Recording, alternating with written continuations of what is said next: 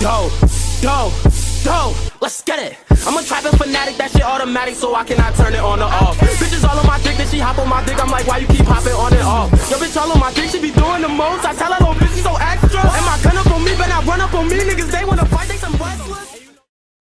Aizawa and All Might look at Izuku, not knowing how to answer his question. Aizawa knew they had to get him back into UA, or it could be dangerous. If Izuku somehow fell into the hands of evil while not being watched by the school, there wouldn't be a pro hero able to defeat him, especially with the abilities and growth that he has now. Before they could speak, well, Aizawa would watch the little red-haired girl walk up to them as she would turn back to Izuku. "Hey Papa, why do they look so sad?" Izuku looked at her, and then he looked back at his teachers. "I can tell you're worried about me becoming a villain instead of a hero while not in your care. As I told you, I'm going to become Japan's #1 hero. It's just different now. I'm not doing it for myself. Rather, I'm doing it for her. However, I'll try to come back to UA, but I'll be the exception to the rules if I return." Aizawa then responds, "What do you mean by exception?" "It's very simple. Reina is my daughter, whether UA likes it or not. She needs to always be in my care and watch unless I'm on a mission. My one request is that she comes back to UA with me." Both All Might and Aizawa's eyes widen hearing this from him. They try to make a compromise with him being able to come back home and see her, but he refuses. "The only way I'm coming back is with her." Both teachers then step out of the room for a minute to call the principal and see what he thinks of the situation. They walk back in to tell Izuku that they will be back in a couple days. During this time, the other students moved in and settled into the dorms, but they realized Izuku wasn't there. At night, Momo would text him to make sure that everything's okay, and he responded by telling her to meet him at the mall the next day, as he'll explain everything. The night goes by quick, as the next day would arrive, and Momo sat down on the bench, waiting for Izuku to come. When she would then see him, she's shocked to see a small red-haired girl on his back, as he then, stops right in front of her. "Papa, who is that pretty lady?" "Her name is Momo, and she's my trusted vice president." "Oh, I see. How about you introduce yourself like the maids taught you?" "Okay." She gets off his back and bows to Momo. "My name is Reina Satoru, daughter of Izuku Satoru." Momo starts to break out, like freaking out, as she then looks at Izuku for a confirmation of this info. "Yeah, she's my daughter, the newest addition to the household, actually. I'll explain more after we get food. Reina, you pick where we eat today." "Okay." After about an hour later, they would finish their food, and they're still in the restaurant talking. "I see. So, you're not returning unless they meet your demands. What if they refuse? Then I'll become the #1 hero another way. I only went to UA to gain popularity, and I've achieved that. Now everyone in Japan knows who Limitless is." Reina then interrupts them. "Yep, my papa is a superhero, and he's the strongest one." "Well, Reina, you'll be strong too with a quirk like that. Go ahead and show her, but be careful and make sure no one's watching." Reina picks up the forks and combines them into a small sword before changing them back to their original form.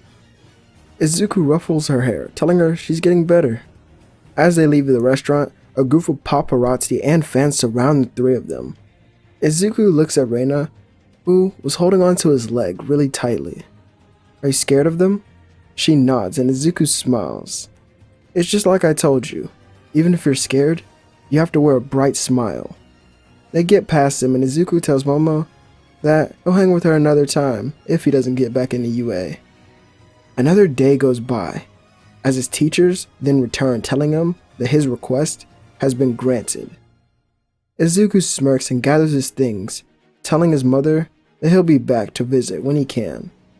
He then moves into the dorms that day, and when the rest of his class returns from their training, they come back to see Izuku sitting there with Reina on the couch. Bakugo walks up, asking him what took his ass so long to come back to the school. And who's that brat? Izuku stands up and punches Bakugo to the ground, shocking everyone as he gets angry. Call her that one more time, and I'll be doing, well, you won't get to see what I'll do to you. It'll be worse than what those villains could have done. Izuku is then hit on the head by Reina. Bad, Papa. Hey, that doesn't count. Yes, it does. Anyway, Izuku then turns around, introducing his daughter to the class, as the rest of them would freak out hearing this, and the girls of the class would surround her, asking her questions. As she would then turn to her father. You were right. They are excited to be around. You can hang out with them as long as you stay with Momo. Yes, sir. The girls then go off with her, and they show her around the dorms. Todoroki and the rest of the boys would ask how it happened. It's a long story. It's not important right now. When the girls come back with Reina, they're curious about Izuku's room as they've seen everyone else's. As he takes them all there, and they go to see a Japanese-style home with the Satoru clan symbol there. And they see bunk beds. They ask about it, and he says that the top bunk is for her, but she never sleeps up there. The next day, they go to class, and Aizawa says that they're continuing their special move training. Izuku is filled in by his homeroom teacher on what they're doing and what the class has been working on. He nods as they're taken back to the training facility to develop their own special moves. Izuku sits down to think before acting, as he thinks what else could he do with his cursed energy and abilities. And he tries to come up with a new technique. From his abilities, or from the fights that he could think of, they were all hand-to-hand combat.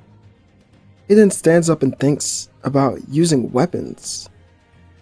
He holds out his hand, visualizing it, and then thinks of a way to implement it, as he then creates a bow and arrow using his cursed energy. He shoots it at a large rock, causing shockwaves throughout the room. His homeroom teacher turns, telling him that it's impressive, but Izuku says that wasn't it, as he's not done. He then holds out his right arm as sharp, cursed energy covers it like a blade.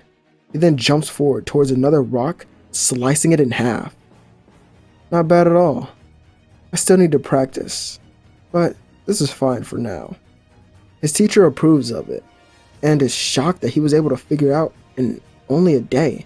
Not even that, as the day isn't even over yet. All Might then entered the room and asked Aizawa where Reina was during this time. While he's here, she's being watched by someone else who we think can keep up with her.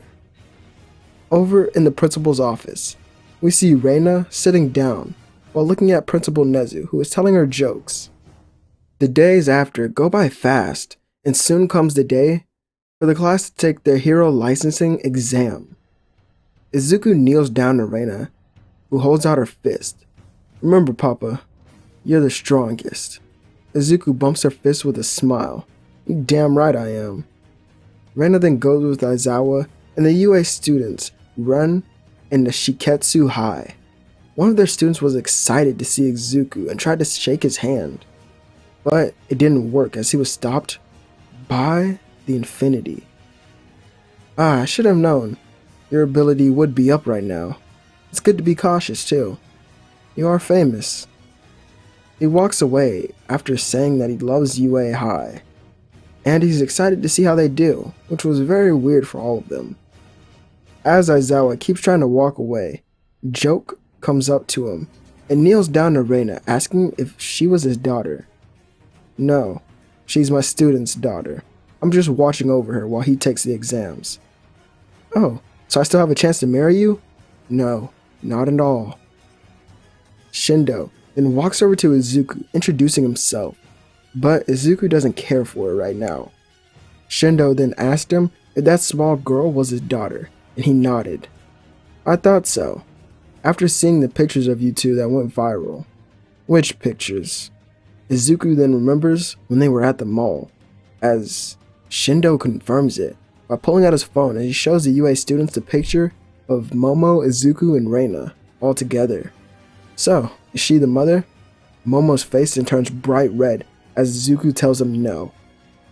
Reina is his adopted daughter, but he loves her like blood. The first test is then explained.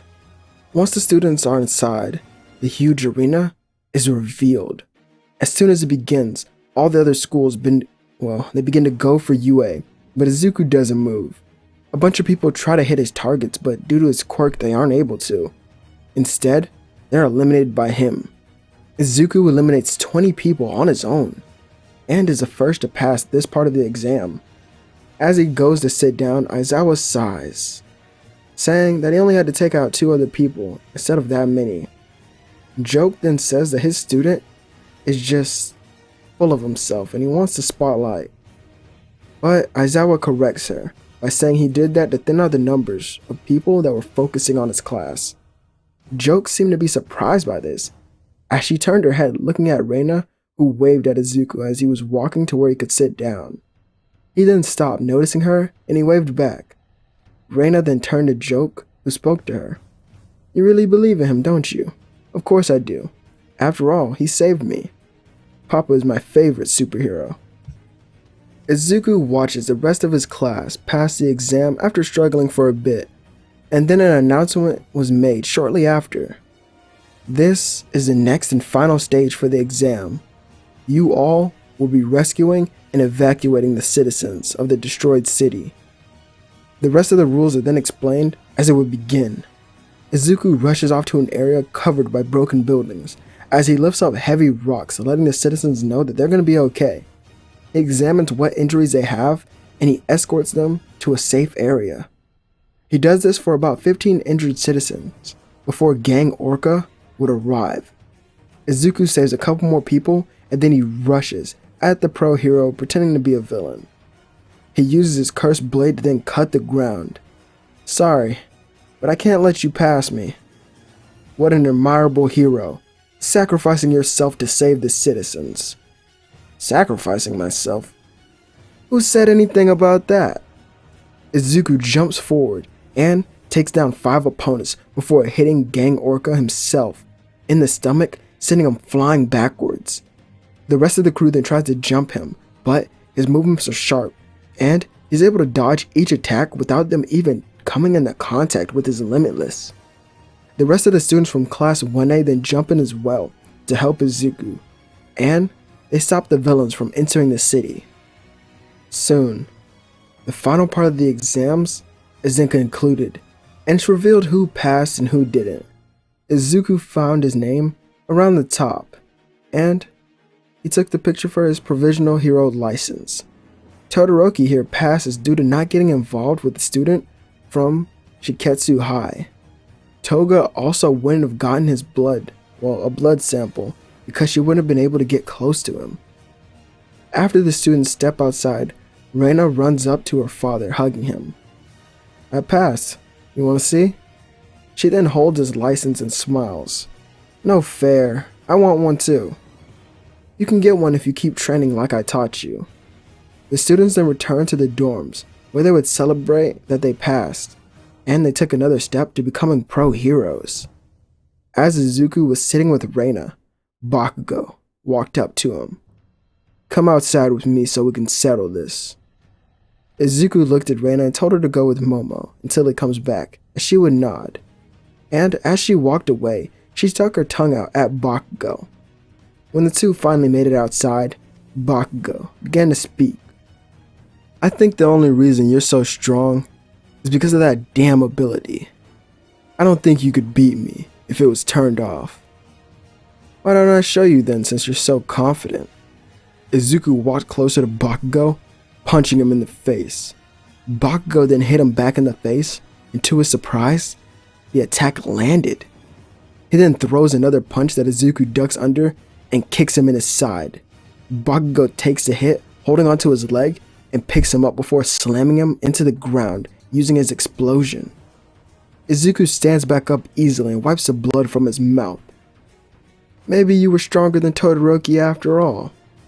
Izuku jumps into the air, and he pulled the rubble from the ground using lapsed blue. Then, he shoots down cursed arrows at Bakugo, who hides behind the rubble. Izuku then appears in front of him again, slamming his fist into his face, sending him flying. A couple seconds then go by until Bakugo was screaming as he was speeding towards Izuku with his explosions. Izuku dodged, and he kicked the chin of Bakugo, sending him into the sky. Bakugo launched himself back down at Izuku, who clashed with Fist. This caused shockwaves throughout the area. After each of them backs away for a moment, Bakugo begins to yell, "Stop holding back. You think I'm lesser than you, don't you? Well, I'm not.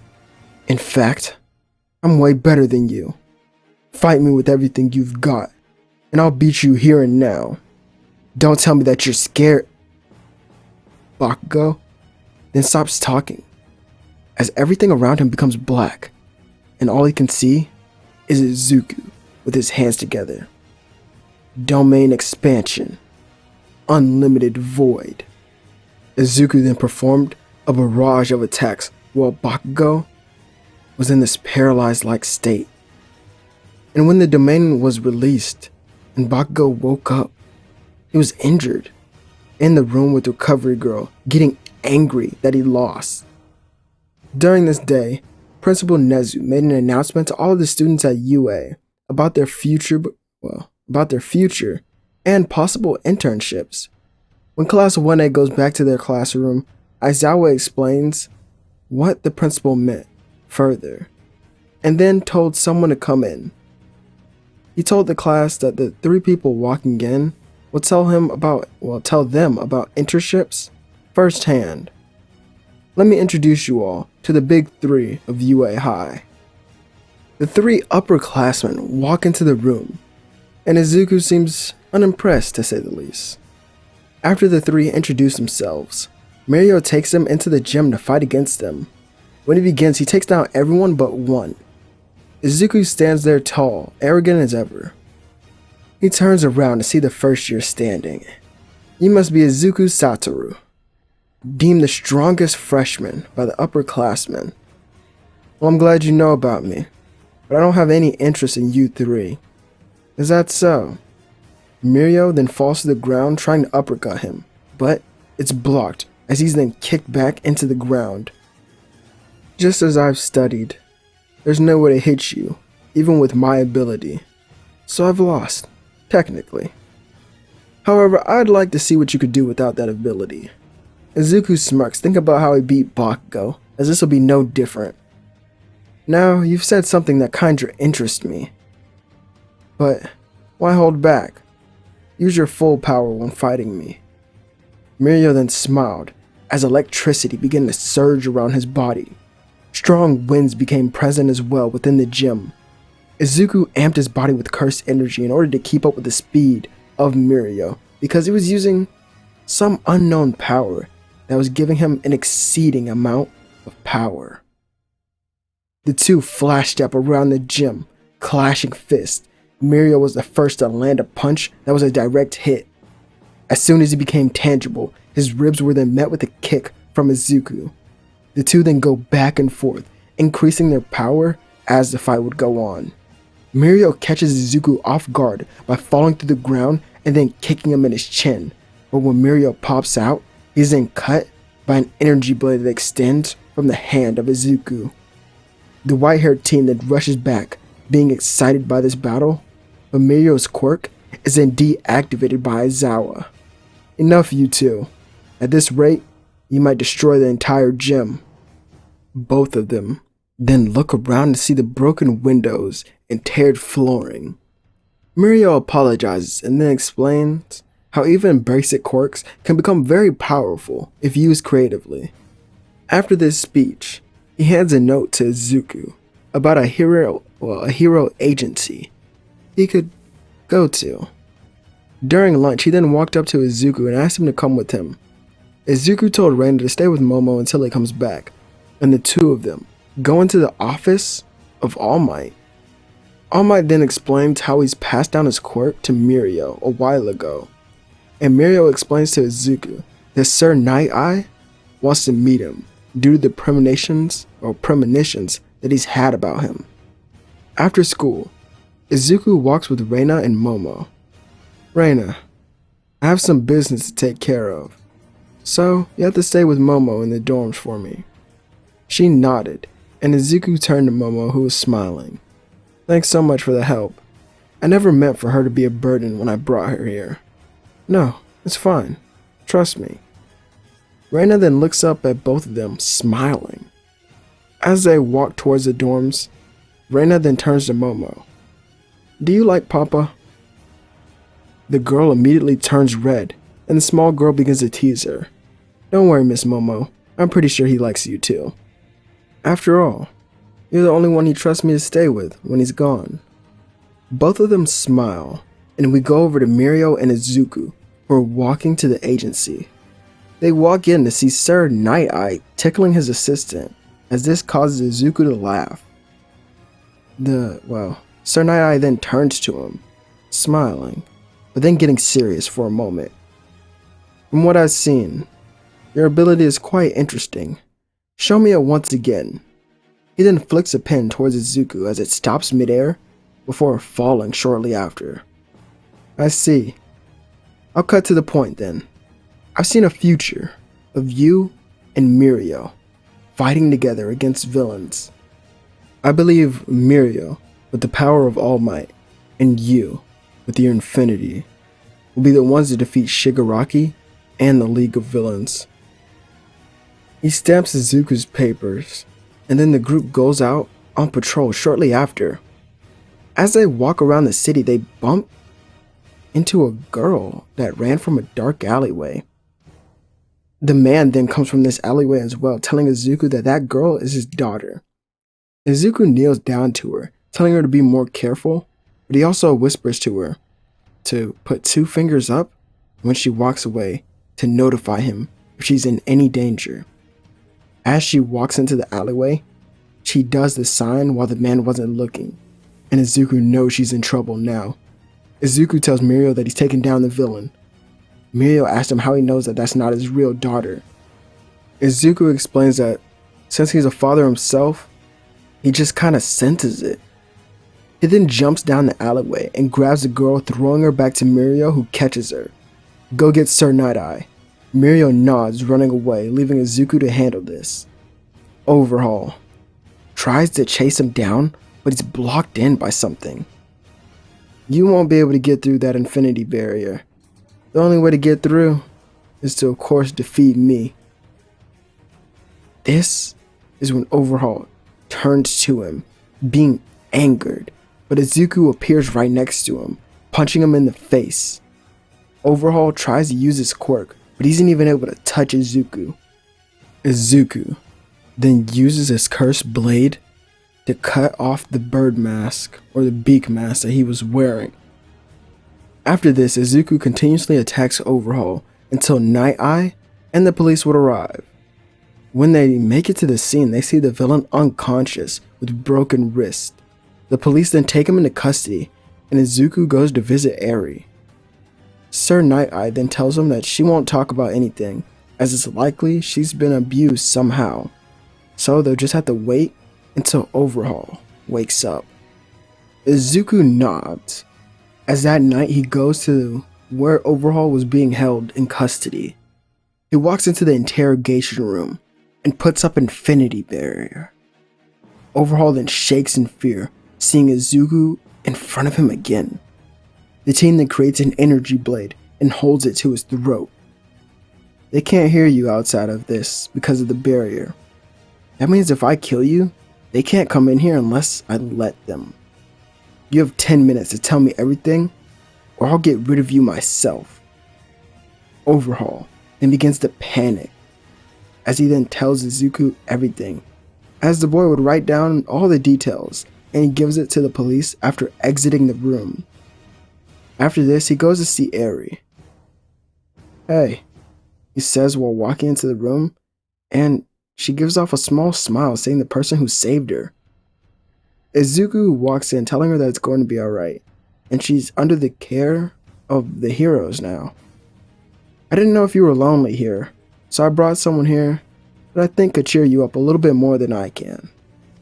Reina walks into the room and runs over to Eri. The two then play for hours, as Izuku would promise that every time he visits, he'll bring her along. The next day, he goes to a meeting with Nighteye and Mirio, along with other pro heroes to discuss their plan. Overhaul has already been captured and detained, so that makes their job easier now. They just have to take out everyone who was involved with his operations and destroy the base. When the pro heroes and students begin their assault, it goes smoothly. This means this arc has a lot of different outcomes. Mirio still has access to his quirk and his other quirk, meaning he still has access to both. And Sir Nighteye is still alive. As the injured were getting taken care of, Sir Nighteye gets a call about the villains rescuing Overhaul. He relays this information to all the heroes who were still functioning, and Izuku, who then jumps into the sky, floating, as he then puts his shades in his pocket. He looks around, as his blue eyes then reflect the sunset. He then finds them, and he says, "There you are." Izuku appears on top of the car that was stopped right in front of the flames. He goes through the burning convoy and sees Overhaul lying down with only one arm. Izuku then calls for backup from the police, who move him to a prison. The next day, Izuku returns to the dorms alongside Kirishima, Uraraka, and Tsuyu. As soon as they enter the room, Reina jumps on Izuku, causing him to fall to the ground. "Papa, I was so worried about you." "Oh, I'm back now. I had to save people." "Okay." Izuku then places his hand on top of her head and smiles. The students then continue their special move training until the next day. As Izuku seems to be stuck, he's already mastered his cursed blades as well as the cursed bow and arrow. There has to be more he can do. But what could it be? Izuku then goes deep into thought, and that's when it clicks.